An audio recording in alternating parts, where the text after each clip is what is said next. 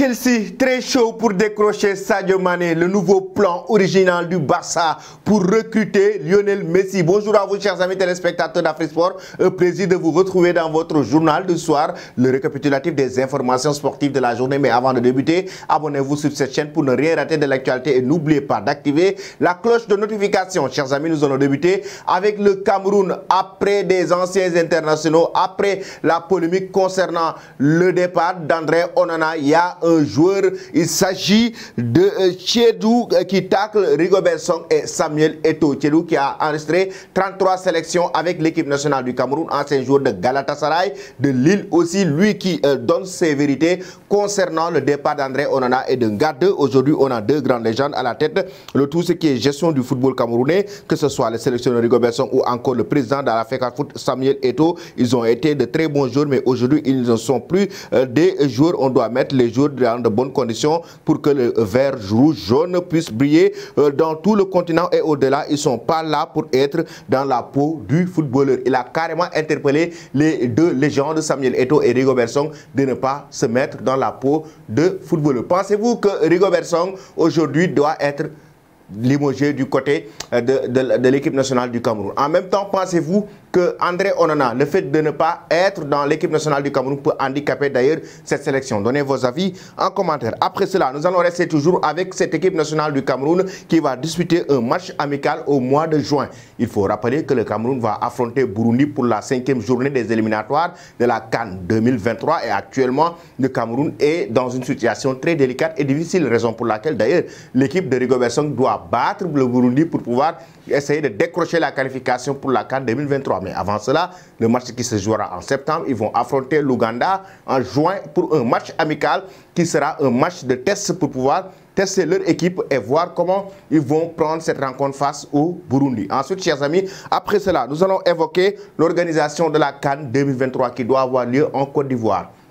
Les éléphants qui doivent organiser cette Coupe d'Afrique des Nations, mais selon la presse algérienne, la Côte d'Ivoire n'est pas du tout prête à organiser cette grande messe du football africain. La polémique est née depuis hier soir. Certains médias algériens estiment que la Côte d'Ivoire, en termes d'infrastructure, n'est pas encore au-dessus de la norme pour pouvoir organiser la compétition, et notamment selon le Fennec, le média algérien, qui nous dit qu'aujourd'hui, l'équipe de Didier, le pays de Didier Drogba n'est pas en mesure d'organiser, et c'est l'Algérie qui pourrait le remplacer. Maintenant, on verra ce que ça va donner d'ici là et la décision finale que la CAF va prendre. Mais ce qui est sûr, c'est que la Confédération africaine de football avait carrément évoqué la date officielle de cette organisation de la Coupe d'Afrique des Nations pour nous dire dans un communiqué que le match d'ouverture aura lieu le samedi 13 janvier 2024 au stade Alassane Ouattara à Abidjan. Le tournoi de 4 semaines opposant les 24 meilleures équipes nationales africaines s'achèvera officiellement le 11 février 2024. Pouvait-on lire à travers un communiqué? Chers amis,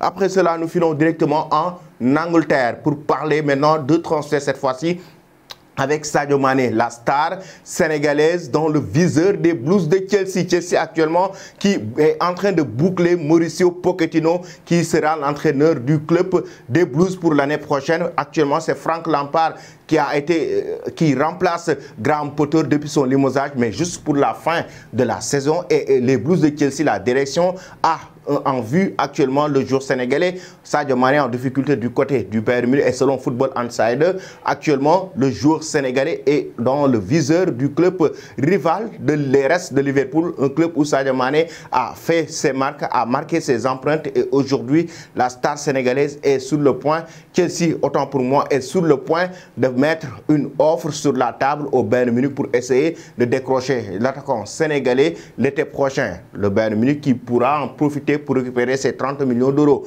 Mais ce qui est sûr, c'est qu'actuellement, le joueur sénégalais est du côté du club bavarois qu'il a rejoint l'été dernier, et actuellement aussi, d'ici la saison prochaine, il va certainement retrouver ses marques pour être très prolifique et décisif avec cette équipe allemande. Que pensez-vous, chers amis, concernant l'avenir de Sadio Mané? Doit-il rejoindre les Blues de Chelsea ou rester en Allemagne avec le Bayern Munich? Donnez vos avis en commentaire. Nous allons terminer cette édition avec la nouvelle stratégie du Barça pour le retour de Lionel Messi au sein du club catalan. Il s'agit de la création ou la construction d'un musée au sein du stade pour pouvoir faire des rentrées d'argent, enregistrer des rentrées d'argent, assez de fonds pour permettre au club de payer le salaire de Messi. L'entité Blaugrana souhaiterait employer des grands moyens en faisant de l'ancien siège de la Masia un nouveau musée à l'honneur de son plus bel ambassadeur Lionel Messi, consacré intégralement à l'Argentin. Le centre interactif est immense, ferait office de nouvelles sources